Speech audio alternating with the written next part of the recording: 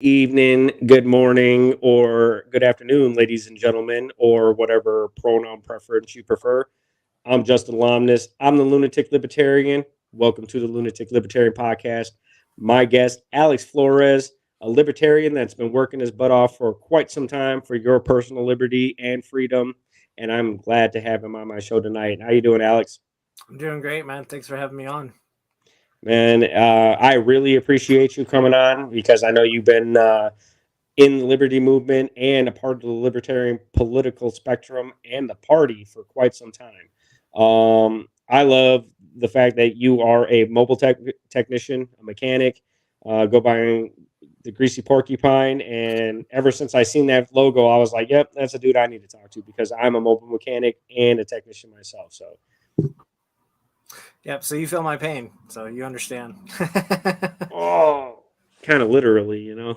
Yeah, literally, figuratively. I mean, yeah, it's a unique perspective of being roadside and seeing, kind of the effects of how government and can sometimes help and sometimes interfere with, trying to help people even in times of need like that.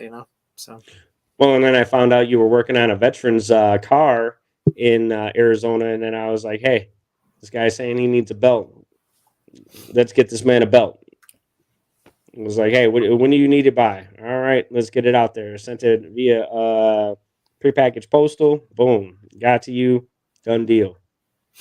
Yeah, it was good stuff. Got it slapped right on the car, and yeah, he's doing really well, and it's been quite a journey with Greasy Porcupines. It's just started out that I used to do mobile mechanic services with my brother, and we started doing that in Phoenix in probably 2010, and I went off and did other things over that the next 10 years or so, but it was like 2019. I had come back to, I was a single dad and needing a career change, and went back into doing mobile mechanics. And then all the lockdowns happened with the COVID-19, and um, I started, as things started opening up, I was realizing that running into a lot of people that they just couldn't afford to get the services done on their car, like real basic stuff like oil changes, or somebody needed a coil or spark plugs or the alternator or the battery, or just really simple stuff that was just standing in the way of them being employed again and being able to positively contribute to their community, get back on their feet, provide for their family.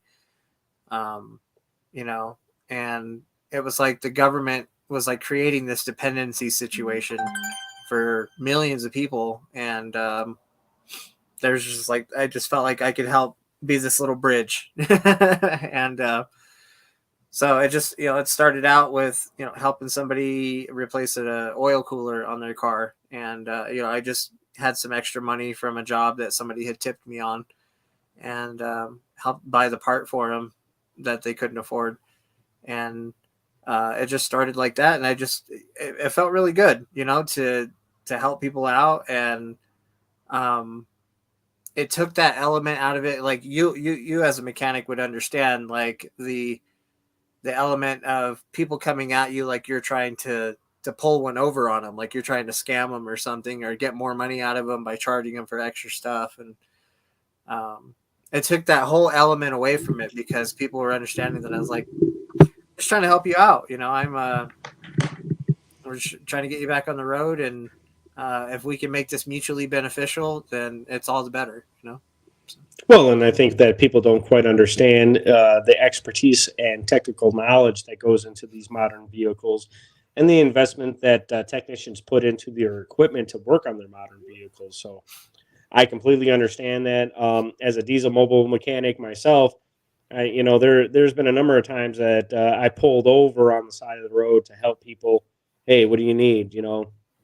I knew, excuse me, when I was going out east for my wife's cousin's wedding, I had a bucket of tools, I had a jack, I had jack stands, I had everything that I needed just in case my vehicle broke down. So I didn't have to worry about, calling AAA or my insurance company or anything like that.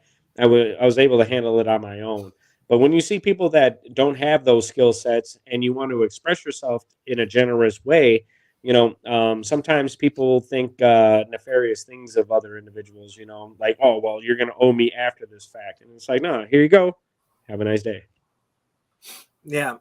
And so then I started having people that wanted to help contribute to what I was doing and wanted to give donations. And, I had people that were paying me like, $200 or $300 for oil changes and stuff like that. And they're like, use the extra to help somebody else out, and so that's where Greasy Porcupines is born. And I'm hoping to one day expand it to where we have Greasy Porcupines all across the country. Right now it's just me, but I've been in talks with some other mechanics to expand it. I would like to do like an app-based service, expanded across the country to where we can have Greasy Porcupines all across the country, helping people out, showing people agorism in action, so. Well, and we all need volunteers. I mean, even in the industry in its own right, there is not a lot of technicians out there, and the technicians that are out there that actually know what they're doing are few and far between, and that is growing even more expansive as we speak. And we have shops charging, $200 an hour for labor rates, but the quality isn't there anymore because a lot of the technicians don't feel satisfied with the pay rates, the amount of money you have to spend on your equipment. I don't know of any other trades that have to invest as much as technicians have to just to do their job. I think myself, I probably invested almost $250,000, 250,000 just in tools to be able to do my job at the highest level. So, and that comes at a great expense of my own personal pleasure and what I want to do with my life. So I think, but I take great pride in what I do, and I always make sure to deliver an excellent product to my customer because it's all about safety to me. And if your ride's not safe, that means that everybody around you isn't safe. So that's where I take that perspective from. Yeah, definitely. So, on the Libertarian Party National Committee, you are, right? Correct. Yeah, I'm the Region 1 alternate. So I represent, currently, I'm the alternate representative for 12 of the Western states. So it's pretty much all of the Western United States besides California and Idaho. That's excellent. How long did it take you to, let's take a step back. How did you get into the Libertarian Party, one? How did you meet the Liberty Movement, two? Or did I get that backwards? I'm a lunatic, so I might have got that shit backwards. Well, so my political journey, I guess we can start there, was started probably back in 2008. I used to work with a group called Rock the Vote. You may have heard of them. I used to see their festivals happen. Basically, what happened to them? Sorry to interrupt. What happened? They're still around. I don't know what they're doing post-pandemic, but I know pre-pandemic they were still throwing festivals and registering people to vote. But that was basically the premise, is that we'd throw a rock festival or a music festival and get people to come out, and the people that showed up, we just try to get them to encourage them to register to vote. Didn't matter what party. It was just sign up and participate and make your vote count. And so I did that until into 2009, and then 2009. I decided that I didn't want to be a Democrat anymore. Obama probably the wisest decision you could ever make is not to be a Democrat. That shit has gone off the rails. I don't know what to do for you, but yeah. So I was at the time like a pretty much a single issue voter. It was all about ending the wars, and Obama had campaigned on this promise of ending the war in Afghanistan and bringing the troops home. And I had friends that had already come back from war that had been maimed and or didn't come back at all. Yes. And so it was important to me. And a month into office, he's out there on the White House lawn saying that we're adding more troops in Afghanistan and we've got to do this. No, I'm sorry, you lost me. And so that's when I left and became independent. I started working at that point with marijuana signature initiatives. So working to get medical marijuana on the ballot in Arizona, and then in other states, work to legalize recreational cannabis in Colorado, medical cannabis like I said, medical cannabis in Arizona, and then more recently, recreational cannabis in Arizona. But had started on that track, and then 2012 came around, and I wanted to be. I was on the Ron Paul train. Was on the revolution, and was definitely wanted to campaign for him. So I tried to be a delegate in Utah for Ron Paul, and was joined up with the Republican Party, and watched him chain the doors shut on the convention center in Tampa that year. And, Wasn't that against fire code? I'm sure there's, but they literally put chains on some of the doors to keep delegates out so that they couldn't go in and vote for Ron Paul. And so at that point I was like, nope, the Republican Party isn't for me either. And I was about to go back to being independent, and I was venting about it on this online forum I used to be on called Utah Open Political Debate. And a guy by the name of Barry Short was in the group, and another gentleman by the name of Craig Bowden. They were both in the group. But Barry spoke up, and at the time he was running for a congressional district in southern Utah. And he said, well, you ever heard of the Libertarian Party? It's like, no, what's a libertarian? What's that? And he's like, well, I'm having a debate tomorrow night against the local incumbent, and I'd be cool. Come check it out and see what you think. And I went and checked out the debate, and his opponent, I just wasn't really vibing with. I was like, okay. But then everything that Barry had to say, it's like, yeah, that makes sense. Like, yeah, this is like government should be minimally involved in our, like this is, yeah, this guy makes a lot of sense. And so I approached him afterwards, and he talked to me about Gary Johnson running for president that year. And I had remembered Gary from the primaries in the Republican Party because he had primaried in the Republican Party that year first before he became the Libertarian nominee. And, do you think he went from one party to the other just so that he could advance his political career, or do you think that he actually was trying to do libertarian things? That's one question that always comes up sometimes. I think knowing Gary the way I do now, I would definitely say that Gary was a libertarian kind of stuck in the Republican Party. And it was more that I think Gary was a libertarian all along. But it was just that the Republican Party was where he was able to get elected. And so I don't know. I think Gary was libertarian long before he even knew it or declared it himself. But I have another question. Excuse me. I want to backtrack a little bit from cannabis. Do you think cannabis decriminalization is more of a pursuit of happiness thing versus anything else?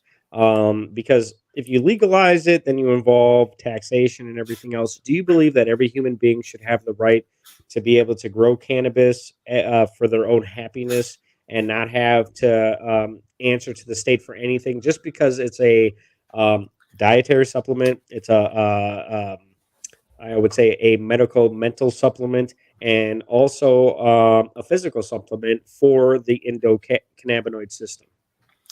So I would even, as you were saying all that, I was thinking that I would argue that it's probably easier to list. I don't know. To me, it's more of a stretch for the government to try to still at this point justify it being illegal. I would agree with that. It was legal longer than it's been illegal. And it's like the illegality of it is only recent history.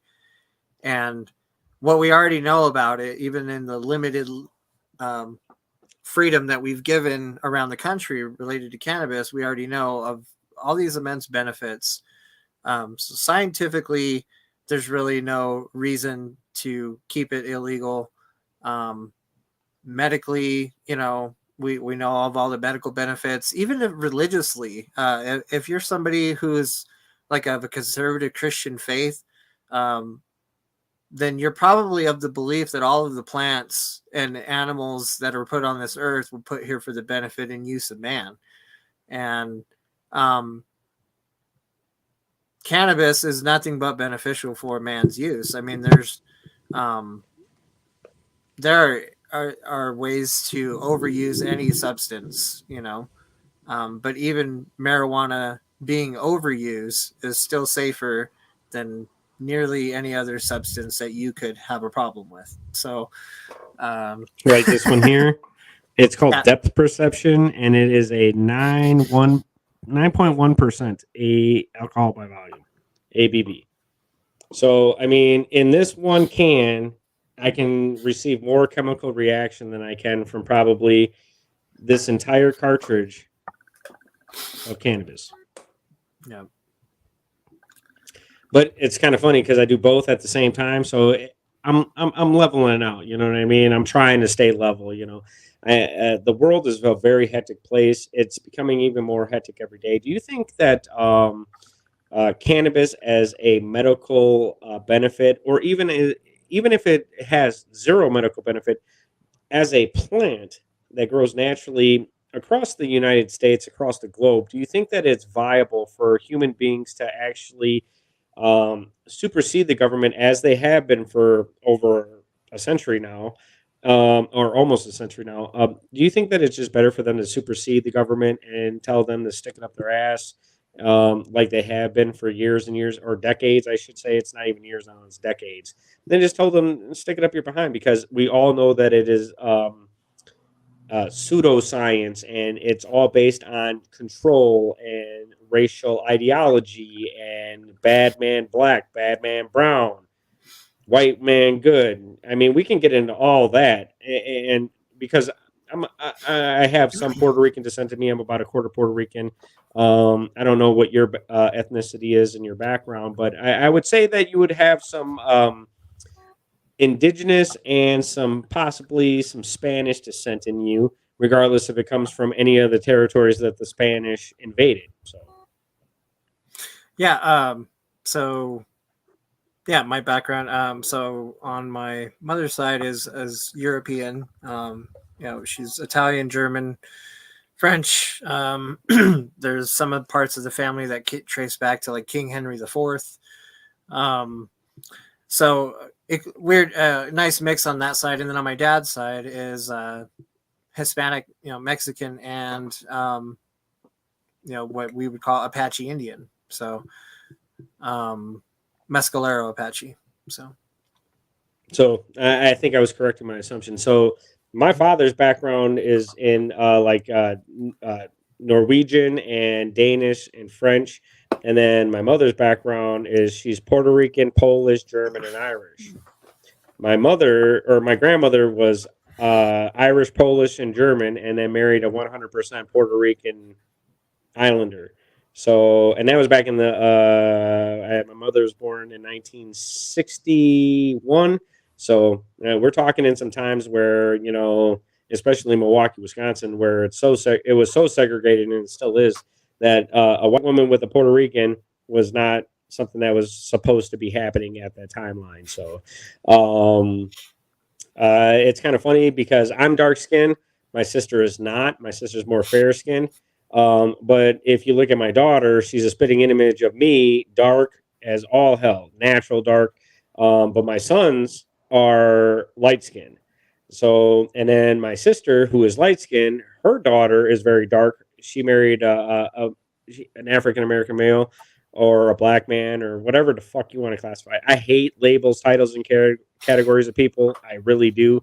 I think people should all be just called human beings and start your argument from there, because I think that we would have a whole lot less arguments if we would just address everybody as human beings. I mean, what do you think about that idea? Do you think that human beings could get back to addressing everybody else as a human being? I think we're in a weird transition period right now, where we do have a lot of intermixing of genetics and culture and things like that. so we have a lot of these conversations come up a lot, you know, and they come up in different ways. Sometimes it's, you know, a racial divide that we're addressing, or something that, or a stereotype that should have died a long time ago. Right. But I think that, so, you know, there's the whole you know, term identity politics, and you know, there are people who outright reject the whole idea of it. But I think it's important to recognize that, because we still live in a time that, like, we're transitioning out of that. You know, right now it's important we're discussing it because we're becoming more aware of these things, and as we become more connected with each other and aware of these, you know, stereotypes and things that we've carried for generations that, you know, are bad in the way that we interact with each other, we can do away with them. And I feel like as we move forward as a human race, that, you know, those things will become less important, and that we'll be able to hopefully, maybe, and this is optimistic obviously, but I think we'll be able to see it more through, like, the eyes of how our kids see it. You know, I look at my kids, and I have two children, and you know, I've watched them grow up and have different friends throughout their lives, and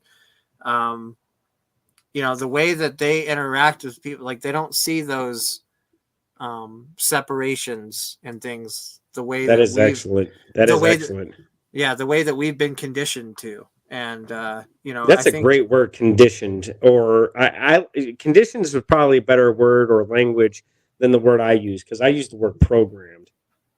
yeah, similar, you know, but um you know, as our children, you know, and this next generation, that I feel like they're helping me personally, at least, kind of face some of those things, and do better. And I feel like as we do better, and the next generation will be even better about it, and we can see these things, they'll become a thing of the past. You know, we'll be reading about the BLM stuff in our history books, the way that when we were growing up, we're reading about, you know, things like World War II, or Japanese internment camps, or things like that.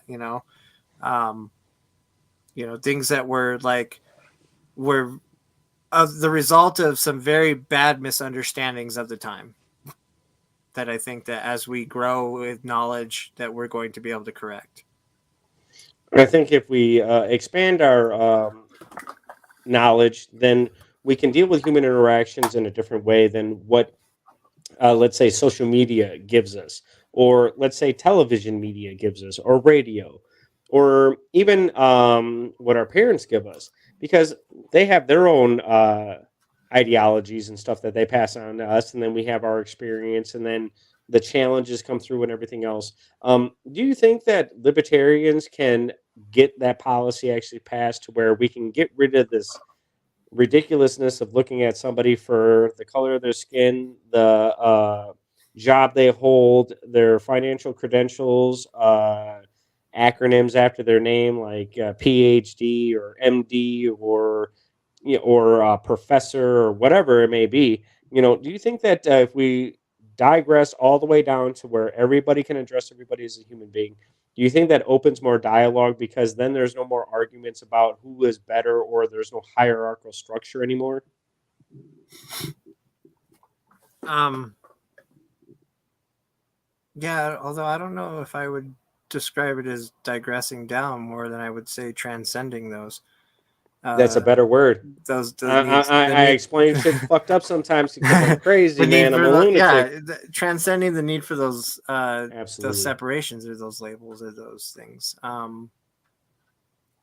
I Yeah, I think, and to me, I think that, you know, while we've seen some of the bad side effects of this super connected world that we live in now, where, you know, we're able to communicate instantly, like you and I are right now, you know, hundred thousands of miles apart, but we're able to talk instantly. And um, I think that what we're experiencing right now is kind of like growing pains. We're It's so new. It's so we're new. able to communicate in a way that we never have before, and so a lot of the filters that we normally would have in delayed communications aren't there, and so we're getting more raw thoughts from people. We're getting more of some of the underlying base of what people think, and that once we can look at that and really face it, then we can grow from it.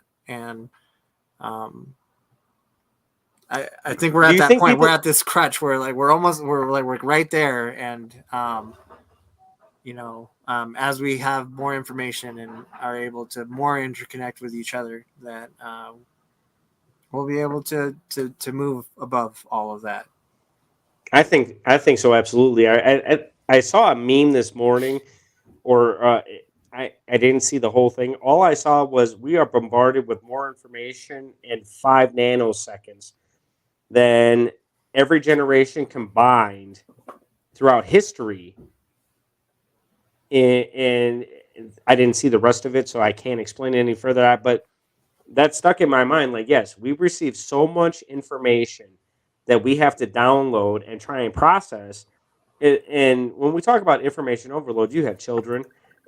When they experience information overload, do they go to bed? Do they sleep? Do they have a normal sleep period? No, their brain is trying to figure out what they just saw and process it so that they can gain the information that they need, disregard the information that they don't need, and then move forward to the next step. Yeah, we're constant stimulus all over the place. So Do you think that libertarians have a policy that is best for humanity as far as the United States is concerned? And then once it branches out to foreign policy and everything else, that libertarians could probably be a political party that can eliminate itself if humanity can grow to the point where everybody can exist without violence? um well, I for know it's a me, loaded question. I'm sorry. no, for me, I think what the LP has that the other parties don't are the principles. And that's what brought me to libertarianism. In fact, was specifically the non-aggression principle. That's something that I feel like is absent anywhere else in politics, and it's seemingly lately feels like it's absent within the party too. But that principle is what brought me to the LP, and what kept me here for so long, or kept me in the party for so long, was that non-aggression principle. That principle alone of, as long as you're not hurting somebody or taking their stuff or using force, coercion, or fraud, you should be able to live your life the way that you choose. And to me, that principle more aligned with my religious beliefs and of the way that I live my life than anything else that I had ever heard from the Republicans or Democrats. Republicans' platform is very simple, but then when you get into how they operate, it's very, very controlling. And the same thing with the Democrats, where they just want to control you in a different way. And the Libertarians were the only ones that I felt like were really promoting agency, which, depending on your faith background, is a principle that you might be familiar with. And so, the right to choose, right? A lot of faith backgrounds believes that that's our purpose for being here, is to Absolutely. have agency. And in fact, there are some faiths that believe that we're here because we made a choice, and that's why we're here. And so, to be denied choices, is like somebody choosing our morality for us, and that, in a lot of faiths, was talked about as an evil plan, that we chose away from. So depending on where you want to go with it and how deep you want to go, I mean, ultimately, I just felt like the Libertarian Party most aligned with that principle. And I would say yes. it's the only place I found in politics where people could very vehemently disagree on an issue, like take abortion, for example. Like there are people who will very violently, well, I shouldn't say violently. So they will very adamantly oppose one another on an issue, but they will agree on drug legalization. So they'll go out and petition together. It's the, and like my first convention that I ever got to attend was in 2018. And like that convention, just being on the business floor, I was like, this feels like family to me. Like here we are. Like I've seen all the disputes online that have been happening and all this back and forth. And it gets nasty online before every single convention. But you get on the business floor and you see like libertarians with all these, they have some different ideas on things on where they want to head with their liberty principles, but they all have the liberty principles, and especially that non-aggression principle. Like if they all come together on those key things that unite us, and it's really powerful to be in a room with a group that's like-minded and on the same track of where they want to go, and they all want freedom. And do you think freedom can adjust itself to people like myself? Because I'm a naturally aggressive person, and I've been fucking with libertarians online by saying that. Because it seems like people are naturally aggressive according to just human nature. So I've just been like, okay, so what the NAP means to me is that naturally aggressive principle. Well, it's not that. It's that I'm a naturally aggressive person, but I can be a passive person if I'm just going through my life where I have no impedance. No one is interrupting my life, liberty, and pursuit of happiness. So if somebody wants to interject themselves in my timeline and my ideas as far as what I'm doing, I feel that is the first attack of aggression. That's just where my mind goes. So then I naturally want to respond in an aggressive fashion. And this goes back to before even my military days, but my military days advanced it. And then I got disciplined into controlling it into a boxing realm where I didn't have to worry about anything else but my opponent across from me in the ring. And then that is a mutual agreement, that a contract that those two individuals get into to say, we are going to have fisticuffs. We are going to have hand-to-hand combat, and it's mutual. And it's completely agreed upon. You sign waivers, you pay a fee to the gym, whatever. You buy your equipment, et cetera, et cetera. The thing is that when people want to approach me in I would say, an alternative fashion versus aggressive, because this is, my views are being challenged. Okay, fine. But then when it turns nasty or anything like that, I instantly go to, if you want to see me in the gym and glove up and grease up and come see me, more power to you. And I've said this to a number of people online. I've never used a pseudonym other than my original YouTube was Mr. Just Because. But other than that, everything is under my name, my last name. You can Google me. You can look me up. You can CCAT me. You can find my criminal history. And yes, I did threaten to blow up a police department. I'm sorry. That was a long time ago. Anyways, but yeah, if you want to come at me, that's fine. But are you willing to pay the consequences of your aggression against me? And I would rather have a mutual disagreement where it doesn't have to get personal. But yet again, it's online. There are keyboard warriors and all this other stuff like that. And I will always tell a person, if they wanted to, you need to come see me face to face. I'm not playing games with you online. If you want to take it to a level which you think you can be secure behind your keyboard, then you need to come see me face to face, because I'm not the one. So I mean, and I may lose, but that is my personal choice to say that I'm going to face this, and if I lose, I lose. If I win, I win. I'm not gonna look at it any other way than that.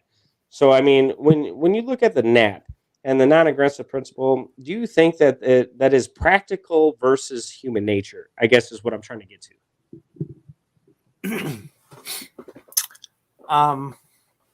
Or is that just another transcendence of human nature? A second part of the question.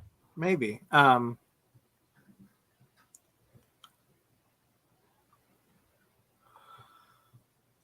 I think also human beings are social by nature, and Yes. in order to function well within a society, there are social, whatever your societal norms, you have to kind of be at least aware of them to function well um, within a group. If you don't, whether they're verbal or unspoken or written down rules, every group has, their guidelines or rules or whatever that they will, what's acceptable and what's not. And Right. This is the so, standard that the group sets for all members.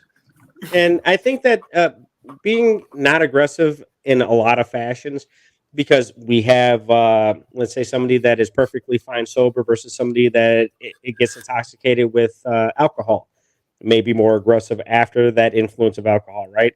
Is that individual? Probably not. But it's still that individual under the condition of X, Y, and Z. So, I mean, do you think that human beings can agree to disagree? And would you think that 51% of agreement is better than 0% of agreement?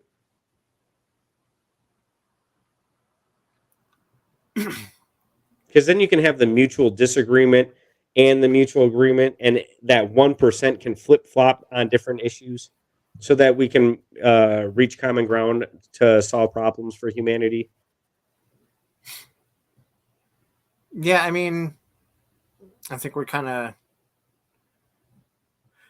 I guess I'm trying to follow along with what you're saying here, but I think the gist of what you're saying, yeah, I think that where we can work with other groups that we may not agree on everything with, but we can agree on some things with.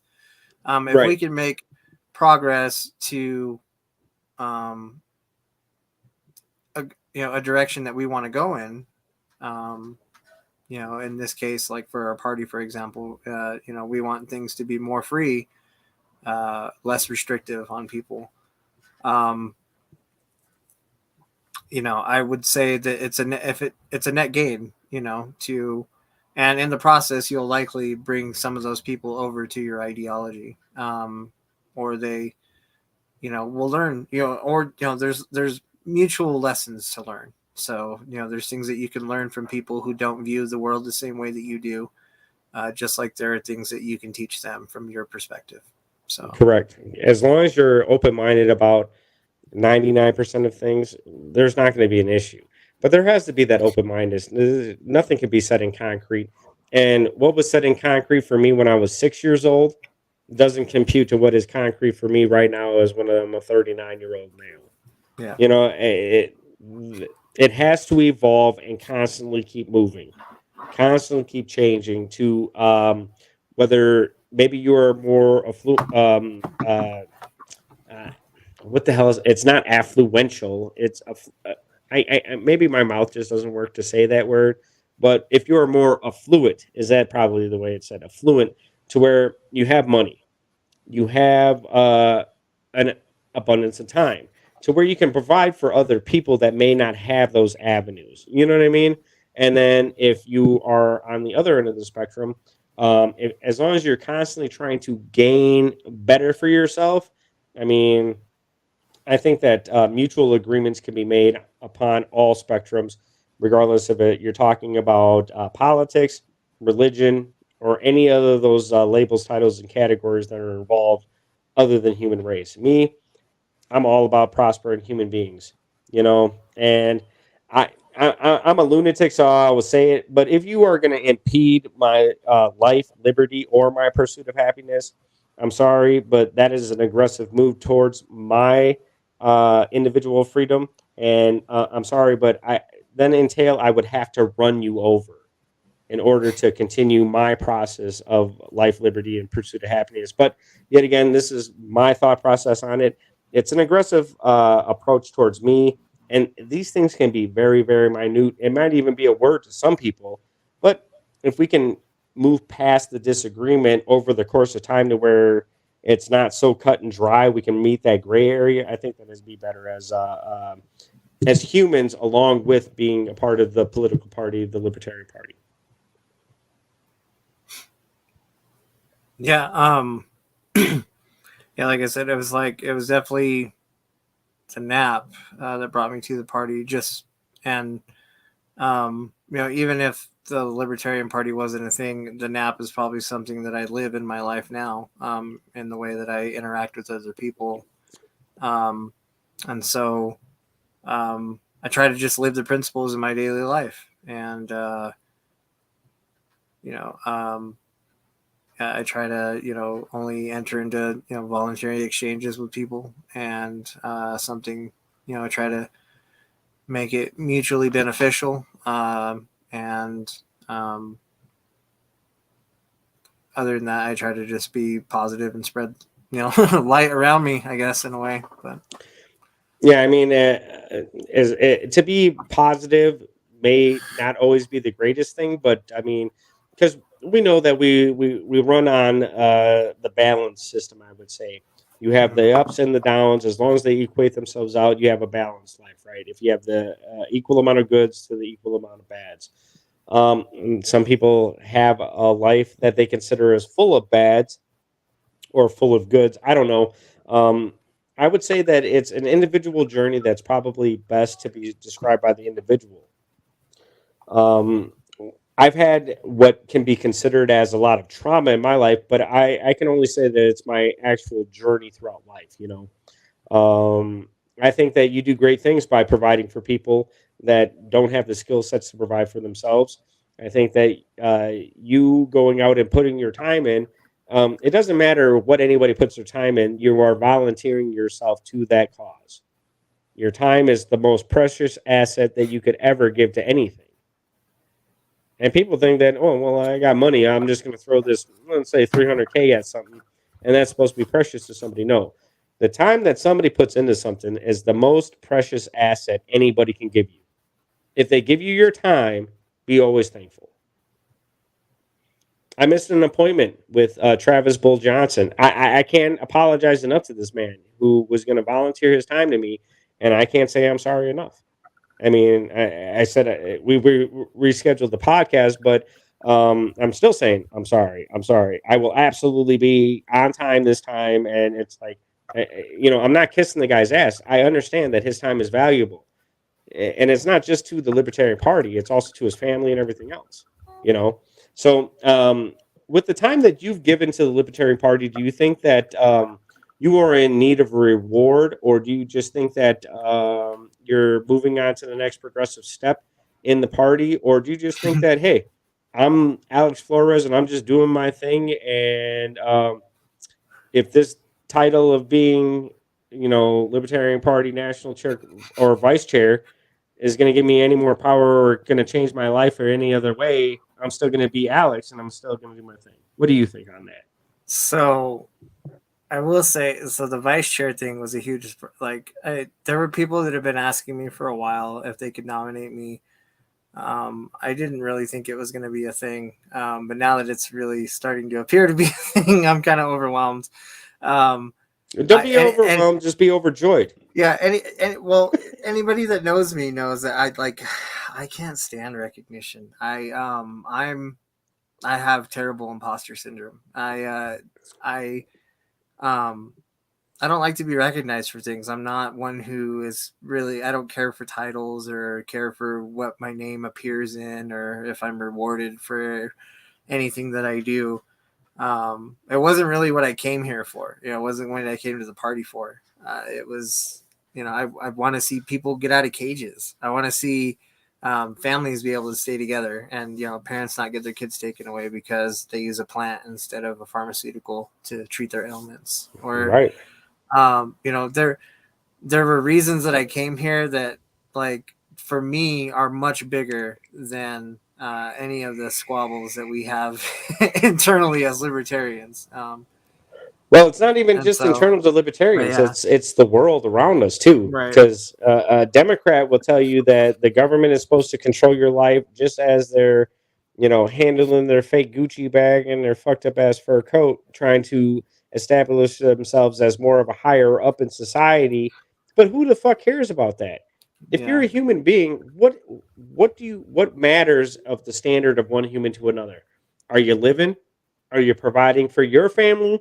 And are you providing for the society that helps you provide for your family? Can you answer those questions? That's what I ask those individuals. I'm not asking you those things. I'm just saying as a hypothetical. It's like, because people have a lot of shit ass backwards, in my opinion. But I have a lot of opinions about a lot of things, But yet again, that's based on my experience. Am I Alex Flores? No, I'm Justin Lamas. I'm a fucking lunatic and I'm a libertarian. You're the greasy porcupine. You're Alex Flores. So, I mean, for you to try and tell me what I can do with my life to better myself, I don't think that it can apply across the board. Maybe because we're both technicians, I can try and help you and say, hey, if you did this technique on a vehicle that is from a professional standpoint, not from your own individual life standpoint, because no one can walk in anybody else's shoes. You know what I mean?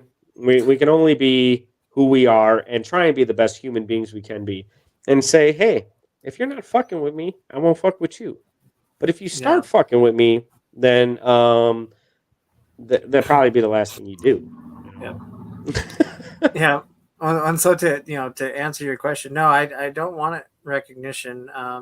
And the vice chair thing was a surprise. If I were to somehow get elected to vice chair, I would approach it the same way that I have with every other role that I've gotten in the last couple of years, especially. I'd look at I was the secretary of my state party, and the way I got into that is I was actually out in the parking lot smoking a joint with Kim Ruff, and I kept hearing my name on the PA inside.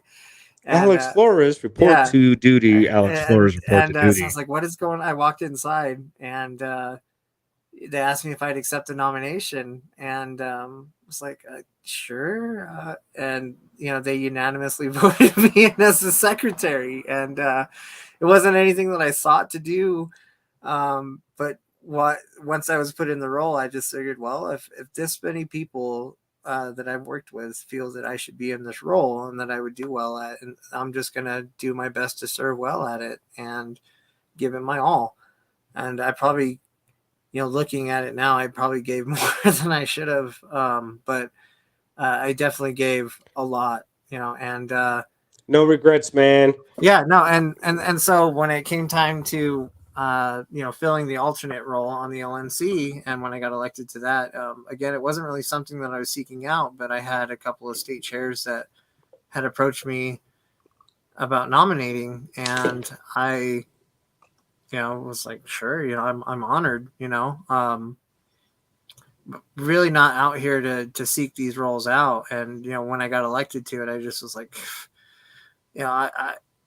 I'll do the best that I can, and that's what I've sought to do. And I've tried to just be fair and stay out of the faction divides and just be objective and honest and transparent and just be the best rep that I can be for my region. And that's awesome. There are people that have disagreed with decisions I've made or probably don't like my representation, and that's okay, and I understand. And people are fully. Yeah, I don't know. There's always going to be people who don't agree. Hey, but Alex Flores, I don't agree with you, but you need to come see me if I don't agree with you. Yeah. So I know there's plenty of boxing clubs down there in New Mexico. Or Arizona. I'm sorry. Yeah, I'm in Arizona, but yeah. I was sorry. My podcasts are getting mixed up in my brain right now because I was New Mexico last night. Now I'm in Arizona, and then. In about 45 minutes, I'm going to be in Alaska, ladies and gentlemen. I don't know if YouTube will let me go live, but I will be in Alaska. But the thing is that I have to be aggressive as a podcaster to, hey, you don't know who I am. I'm just some fucking lunatic that's saying, hey, Alex, come on my podcast. I'm a libertarian. I'd like to promote your message. I have to be aggressive, but I also have to agree to disagree on some subjects, but agree on a lot of everything else. A lot. And the disagreements will always be minute to the agreements. And I think that's one thing that libertarians need to get at, is the consensus of our ideas are there. everything else that on the personal issues or anything else can go by the wayside, because as a political party, we are about public policy, not Alex Flores' policy or Justin Lomness, the lunatic libertarian's policy. That has fucking nothing to do about the Libertarian Party and what the fuck we got going on. And I don't care. I will swear on YouTube just for the simple fact that I'm volunteering my time to do this. I don't care about monetization. I don't give a shit about none of that. I make enough money in my skill trade because I'm a master diesel technician and I'm just the shit when it comes to diesel engines. Come to my shop in Chilton, Wisconsin. But yeah, it doesn't matter to me as far as like I'm here to promote liberty, freedom, and the pursuit of happiness according to what the Constitution says. I don't care what color your skin is. I don't care what religion your background is. I don't really give a shit about any of that. My thing is are you a human being that participates in society? You're nonviolent to other individuals, unless it's voluntary violence. You do Brazilian jiu-jitsu, MMA, boxing, whatever that is, by all means, y'all can come see me too. Y'all can hit me up, lunaticlibertarian1@yahoo.com. Fight for Freedom is something that I want to put together as far as a libertarian fundraiser. Get some people in the ring, do some exhibitions, and then let's really fight for freedom. And, you know, maybe it should just be me versus like 3 or 4 other people. Maybe we could do just round by round. They can tag team, and I'll be on the other end of the spectrum. And then when they come at me with their Republican and Democrat side, and then they go to sleep, and then we'll just be like, tag, next. And we can do it mid-round, too. It just depends on, we can negotiate contracts and rules. So, I mean, Alex, I think you're doing wonderful things. I think, and how many years have you been participating in the Libertarian Party? It sounded to me like so 2012 was when I joined the LP. 10 years. Yeah, and been heavily involved for many of those years at different levels, whether it was working on campaigns or working within my state party. And like right now, my focus has been national and trying to throw an awesome convention. We're on track to have the biggest, most successful, most attended convention in LP history. So I wish I could be in Reno. My sister's in Vegas. I wish I could be there. She's about 8 hours away from where the convention's being held. But if I could be there, I would be there. My state convention is coming up this next coming Friday, not tomorrow, but the next coming Friday. I will be there. I got some handy dandy little tickets I'm going to be sending out to everybody at Walmart in my town. Everybody, look at this, baby. Nice. Hit that QR code. It'll send you to the podcast. I have to thank Kelsey Lyon Designs. Jason Lyon's wife designed my business card. And she did it in like that. I was like, you need money? Here you go. Sent it VMO to, whatever the money was. And then I was like, okay, here you go. Do you need more? Because my convention's coming up on the 29th. I just want to make sure I get all my merch so I can be lunatic out when I get to my state convention. And then I have Neil Harmon that's going to be on Monday. And he's running for Secretary of State of Wisconsin for the Libertarian Party. And then I've already had my actual 8th congressional district representative for the Libertarian Party interviewed. He was my first interview, Jacob Vandenplas, that's running. And that's against Mike Gallagher for the U.S. Congress. And I mean, once I met Jacob, I was like, yeah, this is what I need to participate in because I'm not, this is what's going down. And I'm trying to hit it hard, man. I'm trying to get everybody that I can on the podcast, get their views expressed. Definitely going to start hitting up some more people all across the country. I got Travis Bull Johnson going to be on. I've had Ken Mattis on. I've had Dan Taxation and Steph Berman. I've had Jacob. I've had Elizabeth Terwilliger, who I think her campaign is actually suspended right now. But I mean, anybody that I can get on the podcast, man. Thomas Queter I've had on the podcast. We actually broke Thomas running for his U.S. Senate seat on the Lunatic Libertarian. Right on. I think Alex Flores is going to be great as a committee chair, vice chair. I hope people get out there, vote for him in Reno. The lunatic is back in Alex because I got bigger wrenches, and yeah, y'all got to come see me. I have a crescent wrench that I bought for $25 from Northern Tool. It's got a jaw that opens up to like 6 inches, but it is like huge, and it weighs like 6.5 pounds. Vote Alex Flores. Remember that, people. I'm the lunatic libertarian, the greasy porcupine, Alex Flores, doing what he does down in Arizona, getting shit done. Been doing it for 10 years. People, if you put 10 years into something, you better have some experience, knowledge, and skill sets. This man has it. Get out there, vote for this man in Reno. I'm the lunatic libertarian, and we are out. Thank you very much, Alex. I really appreciate the conversation. If you can be on again, let me know, man. We'll get it done. Yeah, definitely. We should do this again, man. I appreciate you having me. So thanks. Thank you very much. It was a great conversation. I loved it. Thank you. Love you, man.